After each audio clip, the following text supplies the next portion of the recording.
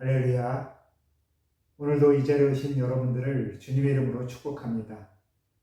이번 한 주도 잘 살아오셨습니다. 이번 주말 다시 한번 가정마다 화목함을 누리시고 또한 주일에 하나님과 화목하시기를 다시 한번 축복합니다.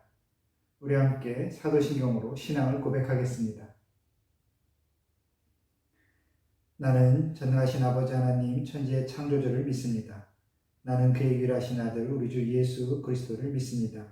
그는 성령으로 잉태되어 동정녀 마리아에게서 나시고 본디오 빌라도에게 고난을 받아 십자가에 못 박혀 죽으시고 장사된 지 사흘 만에 죽은 자 가운데서 다시 살아나셨으며 하늘에 오르시어 전능하신 아버지 하나님 우편에 앉아 계시다가 거기로부터 살아있는 자와 죽은 자를 심판하러 오십니다.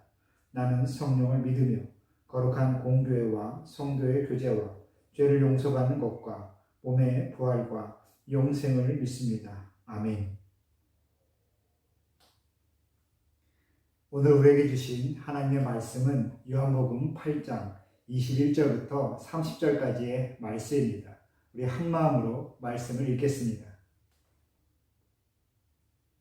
다시 이르시되 내가 가리니 너희가 나를 찾다가 너희 죄 가운데서 죽겠고 내가 가는 곳에는 너희가 오지 못하리라. 유대인들이 이르되 그가 말하기를 내가 가는 곳에는 너희가 오지 못하리라 하니 그가 자결하려는가. 예수께서 이르시되 너희는 아래에서 났고 나는 위에서 났으며 너희는 이 세상에 속하였고 나는 이 세상에 속하지 아니하였느니라. 그러므로 내가 너희에게 말하기를 너희가 죄 가운데서 죽으리라 하였노라. 너희가 만일 내가 그인 줄 믿지 아니하면 너희 죄 가운데서 죽으리라. 그들이 말하되 내가 누구냐? 예수께서 이르시되 나는 처음부터 너희에게 말하여 온 자니라. 내가 너희에게 대하여 말하고 판단할 것이 많으나 나를 보내신 이가 참되심에 내가 그에게 들은 그것을 세상에 말하노라 하시되 그들은 아버지를 가리켜 말씀하신 줄을 깨닫지 못하더라. 이에 예수께서 이르시되 너희가 인자를 든 후에 내가 그인 줄을 알고 또 내가 스스로 아무것도 하지 아니하고 오직 아버지께서 가르치신 대로 이런 것을 말하는 줄도 알리라. 나를 보내신 이가 나와 함께 하시도다. 나는 항상 그가 기뻐하시는 일을 행함으로 나를 혼자 두지 아니하셨느니라. 이 말씀을 하심에 많은 사람이 믿더라. 아멘. 할렐루야. 오늘도 이 말씀이 저 여러분의 모든 삶의 자리마다 새 힘으로 임하기를 다시 한번 소망합니다. 매일 성경을 본문으로 함께 묵상하고 있습니다. 꼭 본문 옆에 이 해설, 묵상을 도와주는 이 가이드 해설을 꼭 읽으시면서 묵상하시기를 바랍니다. 어제 우리가 함께 말씀을 보았지만 예수님께서 세상의 빛이라 선포하시고 예수님께로 나오는 자가 이 땅에 진리, 진실을 보리라 말씀해 주셨습니다. 예수님께로 나와야지, 예수님의 말씀을 들어야지 예수님께서 누구신지를 알 수 있고 또한 하나님께서 어떠한 분이신지를 알 수 있다는 겁니다. 예수님께 나오지 않았기 때문에, 예수님의 말씀을 듣지 않았기 때문에 그들은 하나님을 오해하고 있는 것이지요. 이 땅을 살아가는 우리도, 이 시대의 우리도 마찬가지입니다. 많은 이들이 예수님께 나오지만 예수님의 말씀을 가슴에 품지 못하고 성령을 품지 못했기에 하나님을 오해하고 있는 경우가 많이 있습니다. 오늘 말씀 보시면 예수님께서는 그것을 너희가 죄 가운데 죽어가는 모습과 같다라고 말씀하시지요. 예수님을 믿지 아니하면, 예수님께 나오지 아니하면, 예수님께서 어떠한 분이신지 깨닫지 않으면, 믿지 않으면 죄 가운데 그저 죽어갈 뿐이다라는 겁니다. 영원히 하나님께로 나오지 못한다. 하나님의 나라에 들어가지 못한다라고 선포하십니다. 죄 가운데서 죽어가는 것이 무엇이냐? 어떠한 범죄를 저지르고 큰 일을, 큰 잘못을 한다라는 것을 의미하는 것이 아닙니다. 성령에서의 죄는 늘 한결같이 하나님과 멀어지는 것을 의미합니다. 하나님을 오해하는 것, 그것이 바로 죄라는 것이지요. 말씀을 말씀대로 판단하지 못하고 자신의 생각대로 판단하는 것, 자신의 삶에 하나님을 끼워 맞추는 것, 그건 모든 것이 죄다라고 말씀하십니다. 이 땅, 이 시대에 예수님께서도 바리새인과 서기관들에게 말씀하신 것, 너희가 죄로 인하여 눈이 가리워졌고 하나님을 오해하고 있다, 하나님을 떠나 있다라고 말씀하시는 것이 바로 온전히 말씀을 받지 못했기 때문입니다. 하나님의 말씀을 자신의 삶의 틀 안에 가둬버린 것이죠.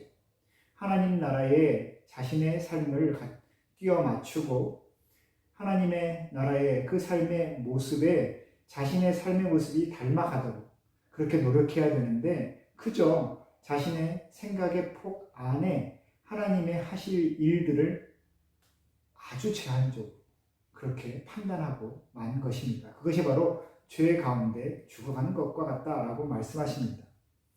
그리고 하나님께서는 분명히 우리에게 약속하신 것이 있는데 그 약속을 온전히 누리지 못하는 것을 예수님께서는 안타까워하시지요. 내가 가는 곳에 너희가 오지 못한다 라고 말씀하십니다. 예수님을 찾지만, 하나님을 찾지만 결국엔 오지 못하고 도달하지 못하고 그저 그렇게 죽어간다라는 겁니다. 예수님을 아는 것, 이해하는 것, 그것은 우리의 생각으로는 분명히 완성할 수 없는 일입니다. 예수님께서도 말씀하시지만 예수님께서는 하늘에서 나셨고 하늘에 속하셨고 하나님께로부터 오셨습니다. 그리고 하나님과 함께 하시고 하나님과 동일하시지요. 예수님을, 하늘에 속한 분을, 하나님의 나라를 이 땅을 살아가는 우리가 세상의 기준으로 판단하려고 할 때에 우리는 늘 오해할 수밖에 없습니다. 그래서 말씀은 신비한 것이고 신앙은 신비한 겁니다. 때로는 이 땅에 말씀이 희귀하고 교회가 오해받고 믿는 사람들이 적어지는 것이 너무나 당연하다라고 생각합니다. 믿음은 신비한 것이죠. 모든 이들에게 열려있지만 모든 이가 깨달을 수 없는 것이 바로 믿음이고 또한 구원입니다. 그래서 늘 구원의 문은 좁은 문인 것이죠. 근데 구원의 문이 좁다라고 들어온 이가 적다라고 우리가 너무 안타까워하고 너무 슬퍼할 필요는 없다라는 겁니다.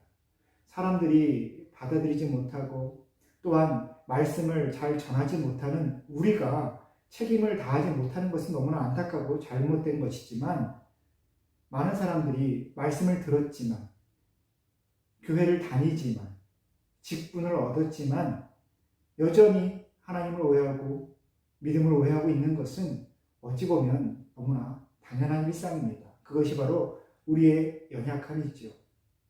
목사인 저도 분명히 소명을 깨닫고 사명 가운데 있다라고 생각하지만 늘상 깨어집니다. 새로운 삶의 자리로 또한 새로운 분을 만나고 또 새로운 상황을 맞닥뜨릴 때마다 그동안 내가 너무나 당연하고 확실하다라고 여겼던 그 모든 것이 새롭게 깨어짐을 경험합니다. 그리고 다시 한번 하나님 앞에 엎드리지요. 제가 하나님을 오해했습니다. 말씀을 안다라고 생각했지만 여전히 저만의 생각으로 하나님을 가두고 있습니다. 가둬놓고 있습니다. 그것을 고백할 수밖에 없습니다.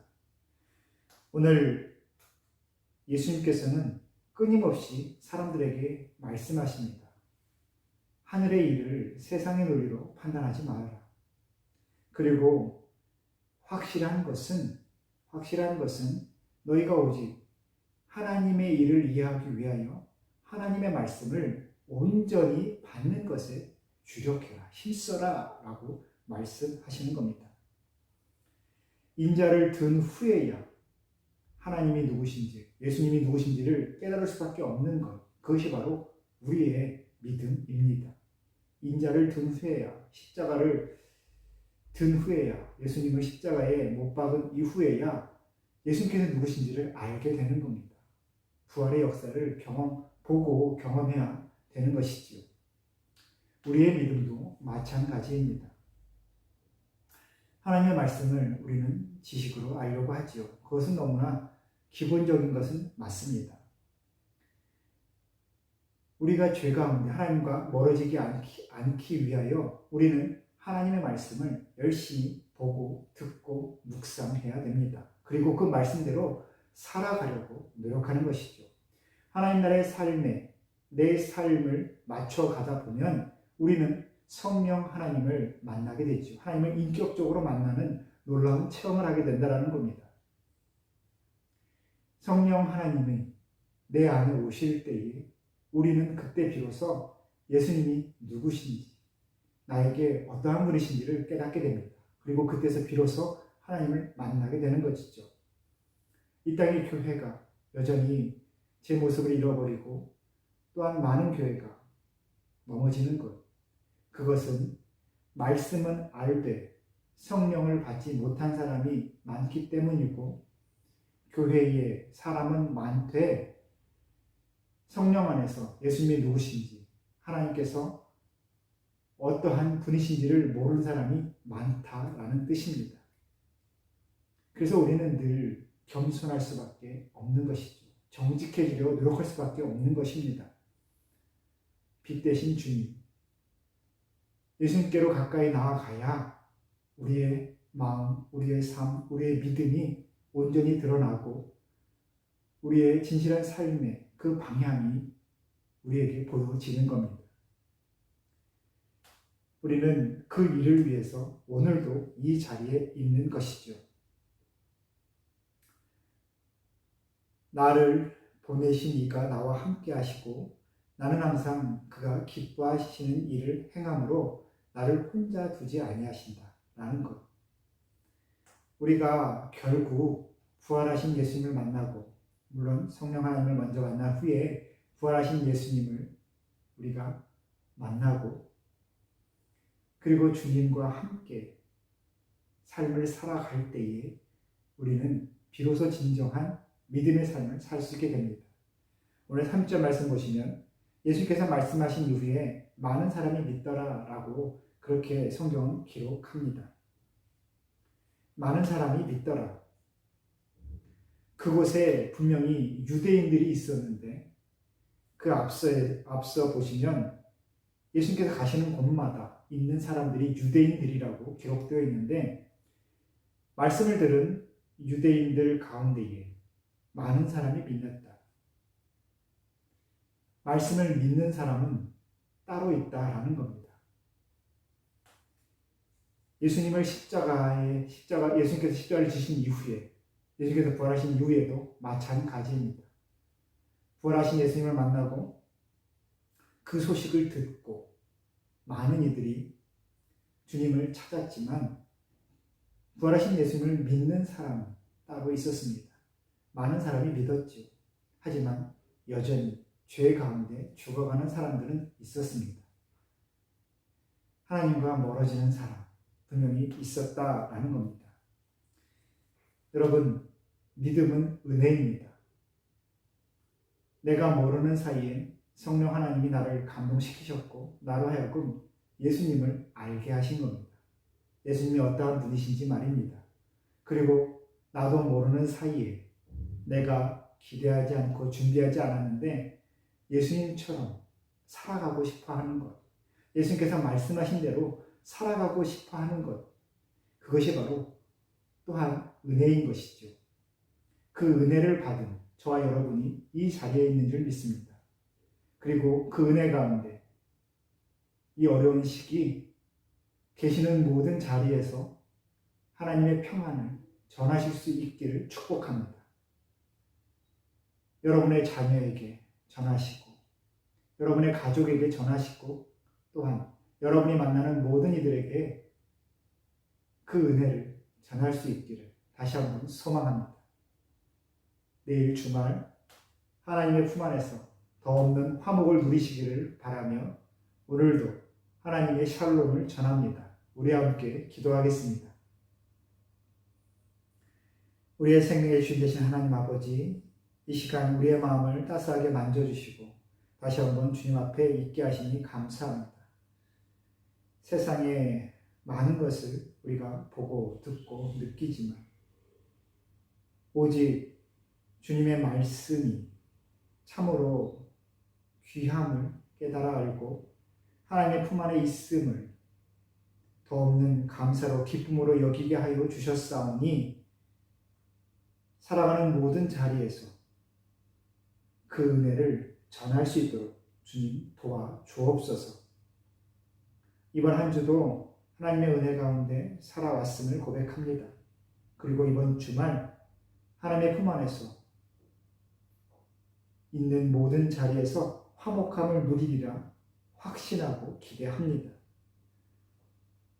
주님의 품 안에 있는 모든 하나님의 가족들이 화목함을 누리며 평안의 기쁨을 누리기를 간절히 원할 때에 예수님의 이름으로 기도합니다.